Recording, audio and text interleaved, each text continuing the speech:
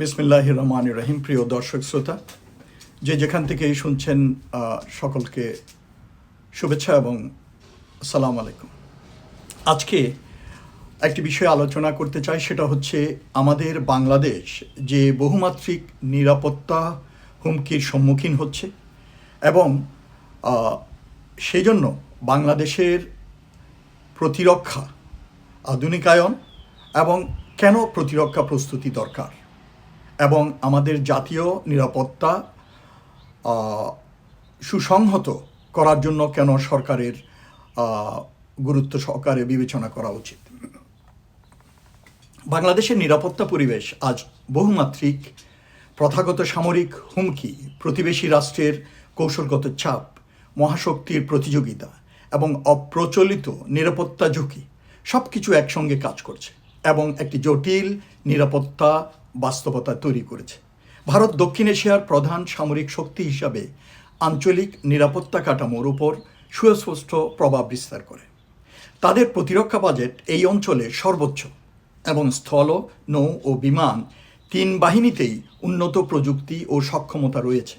পারমাণবিক শক্তি ও ক্ষেপণাস্ত্র প্রযুক্তি ভারতের প্রতিরোধ ক্ষমতাকে আরও শক্তিশালী করেছে। এর ফলে বাংলাদেশের জন্য একটি বড় শক্তির ব্যবধান তৈরি হয়েছে, যা কৌশলগত সিদ্ধান্ত গ্রহণে পরোক্ষ চাপ সৃষ্টি করে এবং প্রতিরক্ষা পরিকল্পনায় একটি সতর্ক অবস্থান নিতে বাধ্য করে। বাংলাদেশ ভারত সীমান্ত দীর্ঘদিন ধরে নিম্ন মাত্রা সংঘাতপূর্ণ এলাকা হিসাবে পরিচিত। বিভিন্ন মানবাধিকার প্রতিবেদন অনুযায়ী 1972 থেকে 26 পর্যন্ত প্রায় 1963 জন বাংলাদেশি নাগরিক নিহত হয়েছে। সীমান্তে গুলি, নির্যাতন এবং অনুপ্রবেশের অভিযোগ নিয়মিতভাবে উঠে এসছে। এসব ঘটনা শুধু সীমান্ত অঞ্চলে মানুষের নিরাপত্তাহীনতা বাড়ায় না, বরং দ্বিপাক্ষিক সম্পর্কের উপরও চাপ সৃষ্টি করে এবং দেশের অভ্যন্তরে রাজনৈতিক ও সামাজিক প্রতিক্রিয়ার জন্ম দেয়। বাংলাদেশ যখন উন্নত সামরিক সরঞ্জাম সংগ্রহের উদ্যোগ নেয়, তখনই অনেক ক্ষেত্রে আঞ্চলিক শক্তির প্রতিক্রিয়া লক্ষ্য করা যায়, বিশেষ করে ভারতের। সম্ভাব্য সরবরাহকারী দেশের উপর কূটনৈতিক প্রভাব প্রয়োগ, প্রতিরক্ষা চুক্তিতে শর্ত আরোপ এবং প্রযুক্তি স্থানান্তরে সীমাবদ্ধতা সৃষ্টি, এসব কারণে আধুনিকায়ন বিলম্বিত হয়। ফলে বিকল্প উৎস খুঁজতে হয় এবং প্রতিরক্ষা পরিকল্পনায় অনিশ্চয়তা তৈরি হয়। অন্যদিকে মায়ানমারের আভ্যন্তরীণ সংঘাত বাংলাদেশের জন্য সরাসরি নিরাপত্তা হুমকি তৈরি করে। রাখাইন ও চীন অঞ্চলে সামরিক জান্তা ও জাতিগত সশস্ত্র গোষ্ঠীর মধ্যে দীর্ঘস্থায়ী সংঘর্ষ সীমান্তের নিকটে অস্থিতিশীল পরিস্থিতি সৃষ্টি করেছে। এর ফলে শরণার্থী প্রবাহ বৃদ্ধি পেয়েছে এবং সীমান্তে অনিয়ন্ত্রিত নিরাপত্তা ঝুঁকি তৈরি হয়েছে। বাংলাদেশ মায়ানমার সীমান্তে সময় সময় গোলাগুলি, মর্টার শেল এবং বাংলাদেশের ভূখণ্ডে পড়া এবং সশস্ত্র গোষ্ঠীর অনুপ্রবেশের ঘটনা ঘটে। এতে সীমান্ত নিরাপত্তা দুর্বল হয়ে পড়ে, স্থানীয় জনগণের জীবন ঝুঁকিতে পড়ে এবং সামরিক প্রস্তুতির প্রয়োজনীয়তা আরও বেশি বৃদ্ধি পায়। রোহিঙ্গা সংকট বাংলাদেশের জন্য সবচেয়ে বড় মানবিক ও নিরাপত্তা চ্যালেঞ্জগুলোর একটি হয়ে দাঁড়িয়েছে।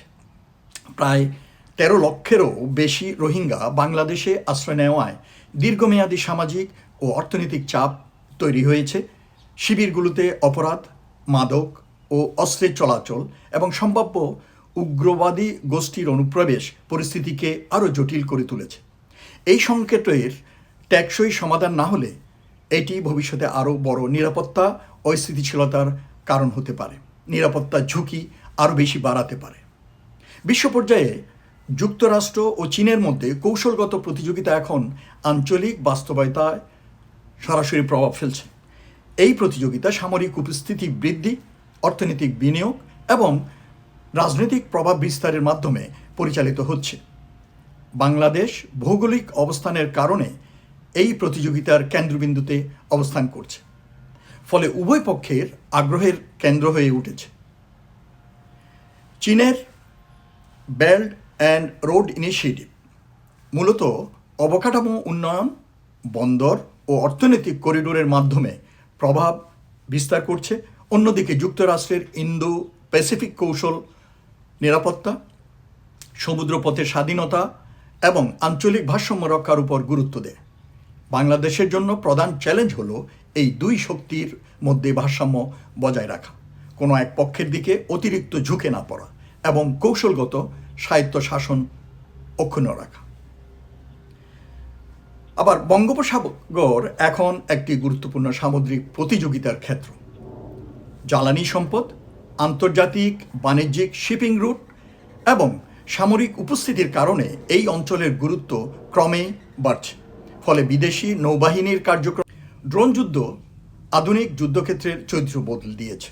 নজরদারি, লক্ষ্য নির্ধারণ এবং সরাসরি আক্রমণে ড্রোনের ব্যবহার বেড়েছে, কিন্তু বাংলাদেশে ড্রোন প্রতিরোধ ব্যবস্থা সীমিত এবং অর্থনৈতিক ক্ষতি সৃষ্টি করে। এই ধরনের অপরাধ নেটওয়ার্ক অনেক সময় বৃহত্তর নিরাপত্তা ঝুঁকির সঙ্গে যুক্ত হয়ে যায়। উগ্রবাদ ও সন্ত্রাসবাদের নূতন রূপও একটি উদ্বেগজনক বিষয়। অনলাইন রেডিকালাইজেশন, লোন উলফ আক্রমণ এবং ছোট সেলভিত্তিক গোষ্ঠীর কার্যক্রম গোয়েন্দা সংস্থার জন্য নূতন চ্যালেঞ্জ তৈরি করেছে। প্রযুক্তির ব্যবহার করে গোপন যোগাযোগ এবং দ্রুত মতাদর্শ ছড়িয়ে পড়ার কারণে এই হুমকি মোকাবিলা করা আরও কঠিন হয়ে উঠেছে। সব মিলিয়ে বাংলাদেশের নিরাপত্তা হুমকি এখন একক নয়, বরং একটি আন্তঃসংযুক্ত ও জটিল বাস্তবতার অংশ এবং বহুমাত্রিক। এই বাস্তবতায় কার্যকর নিরাপত্তা নিশ্চিত করতে হলে সমন্বিত কৌশল, প্রযুক্তি নির্ভর প্রস্তুতি এবং ভারসাম্যপূর্ণ কূটনীতি অপরিহার্য। সকলে ভালো থাকুন। ধন্যবাদ।